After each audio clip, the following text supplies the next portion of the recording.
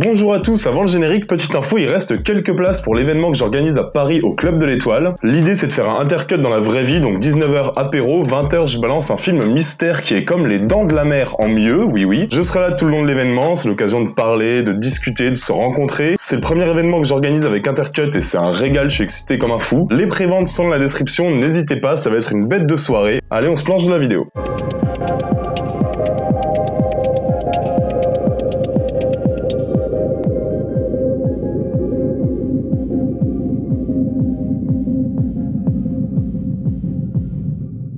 On est en 1987 et les deux amis John Davidson et Paul Verhoeven, producteurs et réalisateurs du film Robocop qui vient de sortir, cherchent à retravailler ensemble sur un projet de science-fiction. Ils pensent à un bouquin qui s'appelle Étoile, garde à vous, un livre opposant l'humanité à une race extraterrestre, des sortes d'insectes géants et redoutables. Paul Verhoeven, il voit l'occasion de réaliser un film de guerre à l'ancienne, auquel il va rajouter une bonne dose d'ironie grinçante et complètement antifascisme, et il va lire le bouquin, il va faire pas mal de changements par rapport à ce bouquin, même énormément de changements, au point où on peut dire que le livre servira plus d'inspiration plutôt que d'être une pure adaptation, mais toujours est-il qu'en 1996, Starship Troopers existe.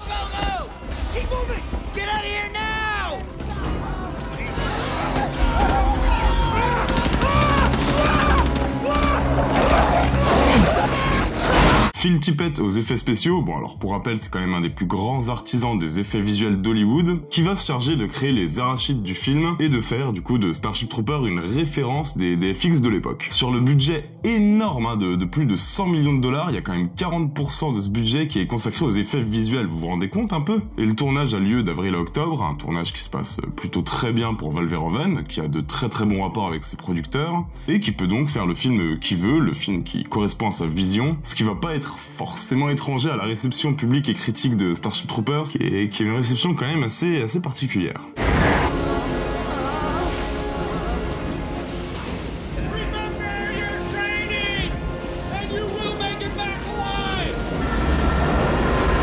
Parce que si Starship Troopers a heureusement été réhabilité depuis quelques années, le moins qu'on puisse dire c'est que lors de sa sortie, c'est pas vraiment ça quoi. Le film va faire un four, mais un four complet, il va à peine ramener l'intégralité de son budget, il va faire 105 millions de dollars au box-office, c'est rien du tout pour un film à 100 millions, et surtout il va se faire complètement massacrer par la critique, notamment la critique américaine, qui va quand même accuser Paul Verhoeven de fascisme, ce qui va quand même complètement à l'encontre du message et du propos assez explicite du film. Mais bon voilà, pas grand monde va comprendre Starship Troopers, alors qu'il aurait juste fallu en fait, il aurait juste suffi de le mettre en lien avec le reste de la carrière de Verhoeven pour comprendre à quel point cette espèce de brûlot grinçant antifasciste est pertinent et surtout ultra généreux quoi.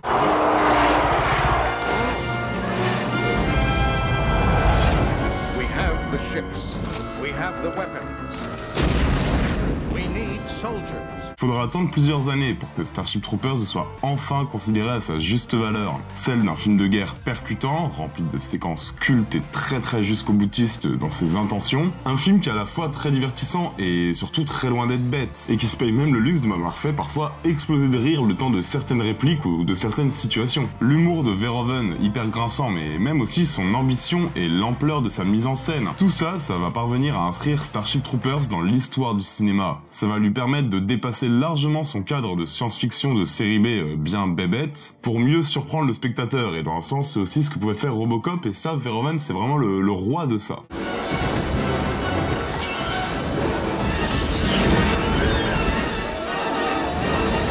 Du coup, et malgré un début un peu chaotique, le film est quand même réussi à devenir une référence, qui entraînera dans son sillage pas mal d'autres films, avec plus ou moins de réussite, et moi j'ai envie de vous parler des films qui réussissent plutôt bien, voire très bien même. J'ai une sélection de films qui sont quand même vachement réussis, et on va pas perdre de temps plus longtemps, c'est des films qui sont comme Starship Troopers, en moins bien.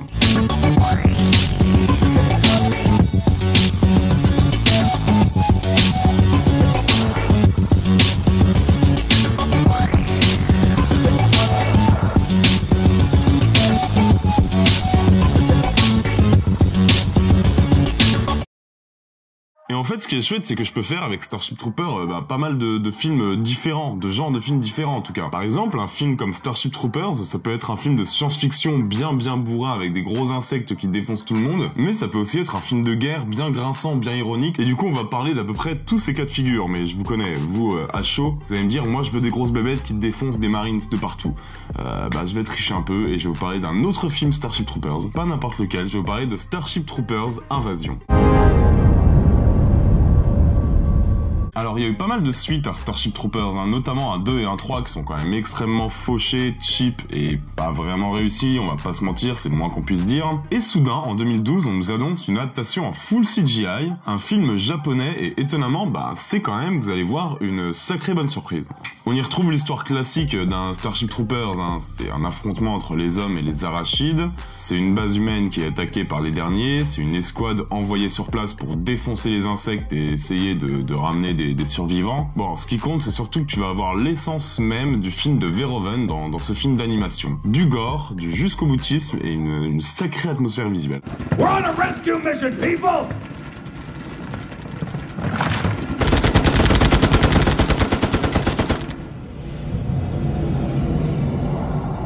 Alors techniquement, ok, je compense un peu, techniquement le film, ok, il est pas non plus dingue, très clairement je vais être honnête, c'est pas une claque technique.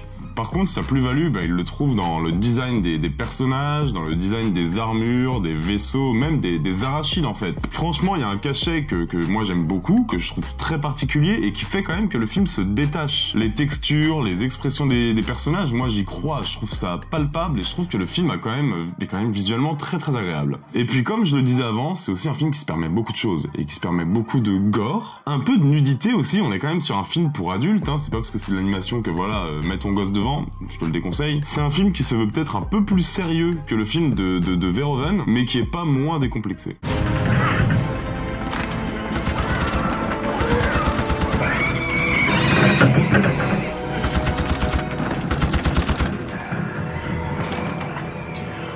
Parce que ça va quand même bombarder de partout, avec énormément d'action et pas forcément de scènes d'exposition, on n'a pas le temps, ce qu'on va voir c'est des grosses bébêtes se faire défoncer. Alors les fans de Starship Troopers y retrouveront des têtes bien connues de chez Paul Verhoeven, mais faut pas vraiment s'attendre à un développement plus poussé que ça. Ça se tire dessus de partout, il y a des scènes d'attaque qui sont parfois assez impressionnantes, on voit beaucoup les arachides, clairement on va pas essayer de te les mettre hors champ, c'est de l'animation, on peut tout se permettre, on te montre les monstres.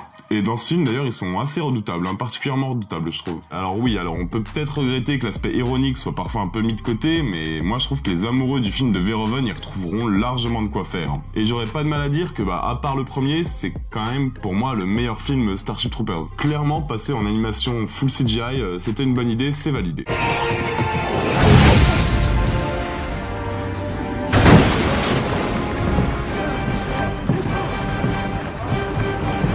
Ok, alors j'ai un deuxième film pour vous, et vous allez voir, c'est un peu un film de dingo en vrai. Parce que pile 20 ans avant Starship Troopers, Paul Verhoeven y réalisait un autre film. Un film qui s'appelle Le Choix du Destin. Un film grinçant et satirique sur un groupe d'étudiants qui se retrouvent plongés en pleine guerre.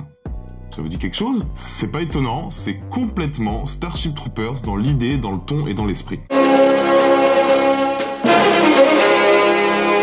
Alors oui, bon ok, on enlève les gros insectes dégueulasses extraterrestres, mais c'est à peu près la seule différence en fait. Et on est sur un sacré film. Même pas vraiment un film de guerre à proprement parler, non, en fait, Verhoeven, il fait de son film presque un film d'aventure, en suivant 6 étudiants qui vivent dans l'insouciance et dont la Seconde Guerre mondiale va complètement changer la vie. Certains vont résister, d'autres vont fuir, d'autres vont carrément collaborer, et cette bande de 6 potes, elle va éclater, et chacun va vivre son propre destin, sa propre histoire, chacun va faire ses choix et le cinéaste pose sur cette bande de potes exactement le même regard qu'il posait sur la bande de Starship Troopers.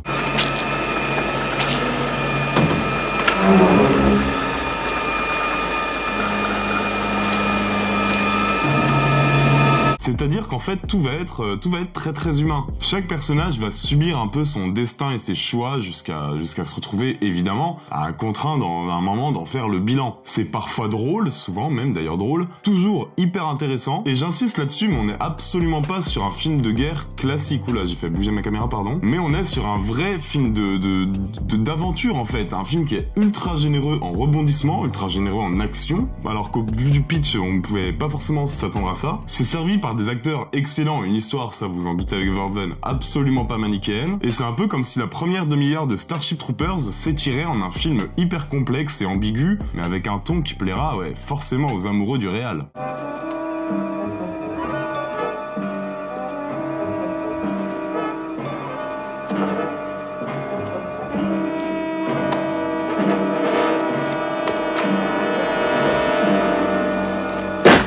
C'est fou de voir à quel point il arrive à égratigner l'humanité et à filmer des personnages qui sont profondément imparfaits, parfois traîtres, parfois lâches, et quand même à nous créer une sacrée empathie pour eux, quoi. Le choix du destin, c'est du grand spectacle, mais du grand spectacle qui est quand même sacrément intelligent. Le genre de film qui vous permettra complètement de prolonger l'expérience Starship Troopers, en plus de vous faire voir, ça c'est assez intéressant, comment le Verhoeven période hollandaise filme, très concrètement, un film qui a exactement le même sujet et presque le même ton et les mêmes thématiques que le Verhoeven version américain, donc version Starship Troopers. C'est assez fascinant et je serais pas surpris que certains d'entre vous trouvent le film encore plus réussi que Starship Troopers. Vous pouvez foncer, vous allez vous régaler.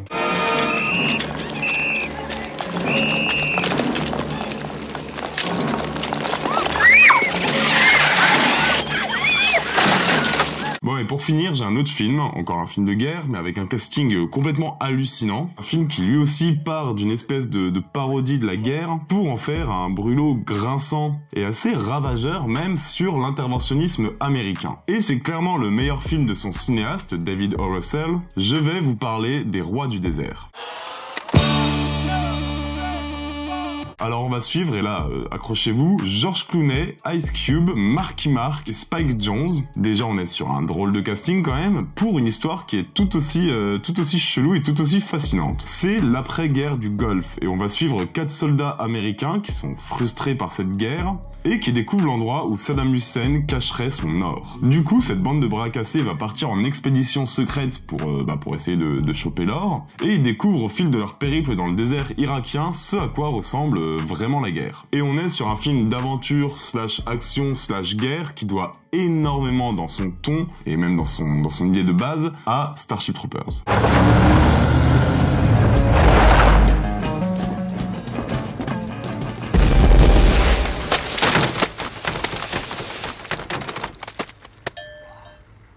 Le film, en fait, il se donne, un peu comme Starship Troopers le fait, en fait, un aspect très très américain, en fait. Gros casting, de l'action, un rythme programmé pour plaire. En soi, parfois, on a quand même l'impression de voir une pub pour l'armée américaine, quoi. Une pub où tout le monde est beau, tout le monde est lisse, tout va bien, on sauve le monde, bon. Mais évidemment, tout ça, en fait, c'est fait pour cracher un énorme molar à l'Amérique, à son quasi-fascisme, et bien évidemment, c'est surtout un molar adressé à la politique américaine au Moyen-Orient. Et le film est vraiment une lecture très très grinçante, notamment par l'évolution de ses personnages. Je veux dire, George Clooney, il est complètement cohérent là-dedans, alors que c'est pas non plus un mec que j'affectionne particulièrement. Mais là, c'est vraiment des Américains moyens, au cerveau lavé par la propagande de leur pays, et qui représentent leur pays d'une manière on ne peut plus désastreuse. Et le film, c'est pas juste un pamphlet politique, c'est aussi un film qui est sacrément bien écrit et interprété. Comme je l'ai dit, pourtant, j'ai aucune affinité avec les acteurs du film, à part Marky Mark. Mais là, ils sont quand même vraiment tous excellents, il y a une sacrée alchimie. Et c'est un film aussi très subtil, parce que c'est quand même fort, moi je trouve, d'accepter de faire croire au public que ton film est en fait un peu neuneux, que c'est un pur divertissement bourrin, tout ça pour mieux en cacher le sens et le rendre plus impactant. Et puis voilà, il y a une belle énergie, le mélange des genres fonctionne et est maîtrisé à la perfection, et ça se permet même parfois, au détour de quelques séquences, d'être au moins aussi féroce que ne pouvait l'être Paul Verhoeven. C'est surprenant quand on voit ce que le réal a pu nous pondre ces dernières années, mais franchement ça vaut le coup et c'est à découvrir absolument. Hey, back off! Hey, no! We have a right to be here! Oh, that's mine. Yes. No. Yes, fuck it.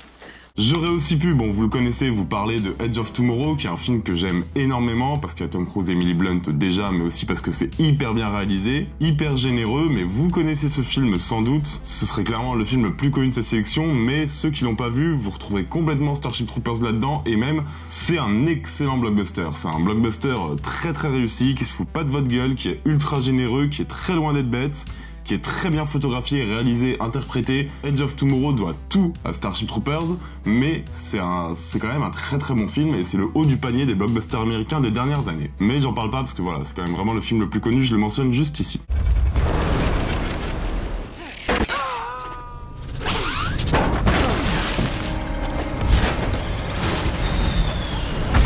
J'espère que cette vidéo vous aura plu, comme d'habitude c'est vous qui choisissez le thème de la prochaine vidéo en commentaire et je vous propose du très très lourd parce que je vais vous proposer Terminator en mieux ou alors Pulp Fiction en mieux partie 2. Dites-moi si vous préférez dans les commentaires, n'oubliez pas de vous abonner, c'est ce qui fait vivre la chaîne le mieux possible. Et n'oubliez pas que vous êtes les meilleurs, on se retrouve très bientôt, ciao à tous, bisous.